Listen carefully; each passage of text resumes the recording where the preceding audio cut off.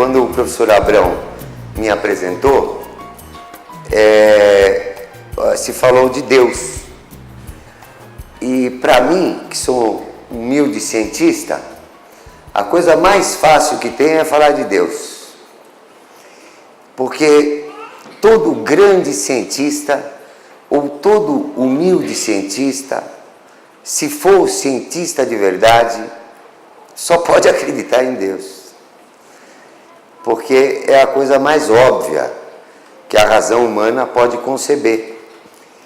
Porque um cientista, para aqueles que não sabem o conceito ou que não lhes vem à mente, é uma pessoa que no caminho da vida dela, ela adquire duas coisas. A primeira, ela percebe que a razão não explica a vida. Então, ela aprende a ter fé em alguma coisa. Chame de Deus. E, da mesma maneira que a razão não explica a vida, o cientista aprende a ter humildade. Então, todo cientista deveria se aproximar de Deus. É incrível como, às vezes, a gente vê algum pesquisador achando que, provando que Deus não existe. Há um ano atrás, saiu lá na Escola Paulista de Medicina, um pesquisador que, com o DNA, hoje nós vivemos na moda da genética, eu vou falar sobre isso. Então, hoje, genética está na moda. Eu já sou velho, eu já peguei várias modas na medicina e na ciência. Hoje a moda é genética. Se o gene não está bom, eu tenho isso. Se o gene não... Se tem uma deleção em algum lugar, eu tenho aquilo. Então, essa moda da genética, então ele disse que agora que o DNA foi decifrado, que a gente explica a vida. Isso não é verdade, né? Porque quem deu o material para se decifrar o DNA, com certeza não foi o autor que descreveu. Eu faço parte de uma equipe que é a neuromuscular da Escola Paulista de Medicina, que eu fundei em 1983, logo após a professora Cari veio fazer parte de um pequeníssimo laboratório.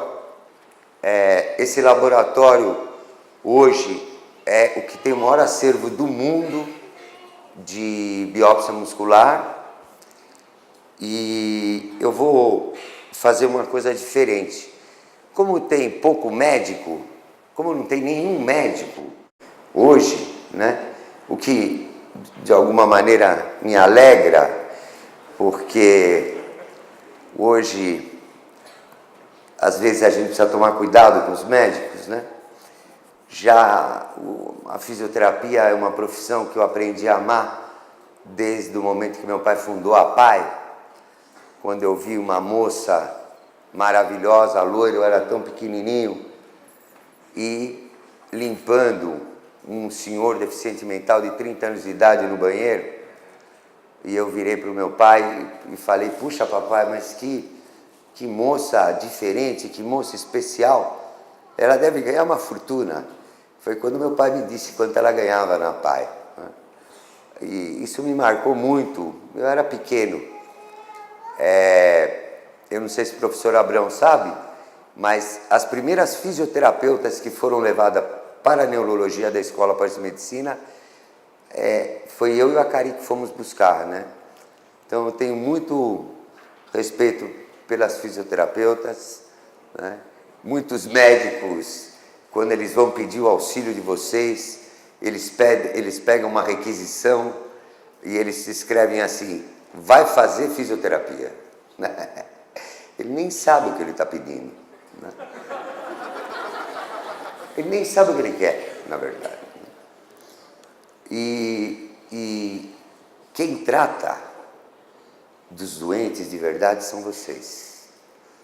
O médico pode fazer o diagnóstico, pode dar um medicamento, mas quem põe a mão no doente são vocês. Então, para vocês, para os educadores físicos, aquilo que de melhor eu aprendi em neuromuscular. Eu vou deixar as mensagens mais legais que eu acho nessa noite para vocês. Muitas vezes quando a gente vai num congresso hoje, são sempre os mesmos professores desse nosso mundo corporativo, a gente não aprende nada de novo, é um monte de ego transparecendo nas conferências. Então, vamos fazer uma coisa diferente e de cada pequena coisa, as principais, né? Que a gente guarde uma mensagem, porque às vezes a gente sai de uma aula, de uma exposição e não leva nada depois de uma semana.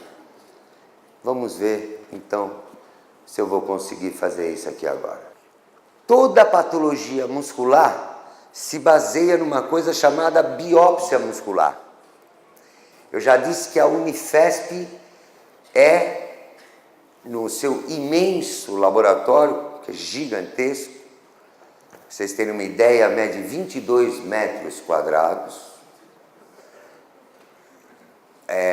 A nossa técnica não consegue estender os braços num determinado local do laboratório, mas é o maior acervo do mundo de patologia muscular. E foi lá que foi inventado isso. Porque antigamente, para se estudar a carne e o músculo, se faziam incisões cirúrgicas enormes, anestesia geral, né? E, olha, essas incisões de hoje têm menos de 1 centímetro de comprimento. Então deixaram de ser cruentas. E elas não deixam cicatrizes. Se a criança, se o nenê cicatrizar bem, a gente vê tudo no músculo. A gente vê qualquer coisa na carne. Foi por isso, há 2000 anos atrás, que os gregos, que foram a melhor civilização da Terra até agora, talvez, muito melhor que a nossa de hoje em dia, disseram e postularam que a alma humana residia na carne. A gente vê tudo no músculo. Eu vou dar uma ideia para vocês aqui. Porque todas as doenças de todos os seres vivos cursa comprometendo o músculo esquelético. Qualquer doença que vocês disserem aqui, se fizéssemos uma biópsia, a gente encontraria um substrato anatomopatológico, ou seja, uma lâmina, uma figura que mostraria uma alteração. Ó, não deixa a cicatriz. Todos os músculos se originam dos somitos da vida embrionária. Teve uma época, eu já disse que nós estamos na moda da genética, né? Hoje em dia, se não falar de gene, você não é mais cientista. Vocês vão envelhecer, eu não vou estar mais aqui, vocês vão se lembrar do que eu disse. A genética não passa de uma moda. Uma moda. Eu acho que o homem hoje encontra-se numa situação tão decadente, humilhante. Eu sou um andarilho, não tenho carro. Dificilmente, para vir para o NASP eu peguei um carro. Mas dificilmente eu ando de carro. E quando eu vou passando pelos diversos lugares, eu ando, para vocês terem uma ideia, 30 km por dia, em média. Quando eu vou passando pelos lugares, eu vejo, por exemplo, no ponto de ônibus, a pessoa falando, eu estou sendo humilhado pela minha patroa que me faz pegar o negócio do cachorro na rua. O outro fala, eu estou sendo humilhado pelo meu patrão que está me pagando não sei quanto. Parece que o homem nasceu para ser humilhado. Parece que o homem se esqueceu que a gente nasceu para viver. Então, antes, por exemplo, de fazer pesquisa de moda com célula-tronco, o que adianta a célula-tronco funcionar se a gente ainda não conseguiu nem mesmo aprender a viver com a célula que a gente tem?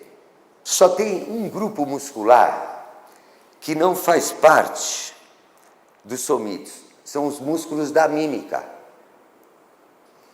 Deve ter alguma coisa especial, não sei. Eles se originam dos arcos branquiais. Mas a mímica humana, assim como de todos os mamíferos, são os músculos que expressam os nossos sentimentos. Existem vários tipos de músculos, né? E isso é o que a gente vê, ó. Isso é uma biópsia muscular. Várias corzinhas. Eu já disse que eu não vou ficar falando muito de doença, que nós vamos fazer uma coisa diferente. Uma mensagem forte de cada capítulo. Isso aqui, ó, cada bolinha dessa daqui, ó, é uma fibra muscular. O músculo é uma coisa, por exemplo, o bíceps vai daqui até aqui, até aqui, até aqui. É grande. A fibra muscular é grande. Tinha uma moça lá, que eu não gosto muito, né, desses programas de televisão. Mas tinha uma moça das quais eu não gosto muito, né, que são quase todas da Rede Globo, chamada Ana Hickman, e que se gabava que ela era muito bela, muito linda, e que ela tinha 2 metros de perna. Pois ela é um bom exemplo para ensinar patologia muscular. Por quê? Se ela tem 2 metros de perna, é porque a fibra muscular dela, por exemplo, do quadríceps, tem 1,20 m. Vejam aqui a primeira mensagem importante que eu vou deixar para vocês. Ó. Isso aqui é uma fibra muscular, isso aqui é uma fibra muscular. Qual que é a diferença disso aqui para isso aqui? Isso aqui está maior, né? Óbvio, óbvio. Então essa fibra está atrófica. Atrofia muscular. Quem já engessou uma perna, quem já engessou um braço, sabe muito bem que depois que retira-se o gesso, que o músculo fica atrofiado. Sabem por quê? Porque a vida não reconhece o desuso. Quando a gente fala que a vida não reconhece o desuso, isso significa dizer até o que significa a vida. A vida é um movimento contínuo. Mesmo que a razão não a explique profundamente, certamente Deus deve explicá-la, mas a gente sabe que a gente tem que estar se movimentando a vida inteira. Eu ainda não estou tão velho, mas daqui a uns 3 anos eu vou ficar. Imagina um velho que nem eu daqui a 3 anos, se eu escutasse os nossos políticos brasileiros e eu sonhasse em me aposentar. O que ia acontecer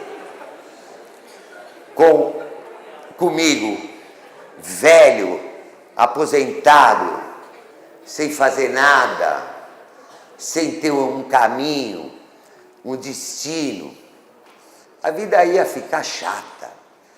A vida de todo mundo que não tem destino, e de todo mundo que não trabalha, e de todo mundo que não sonha, é muito chata.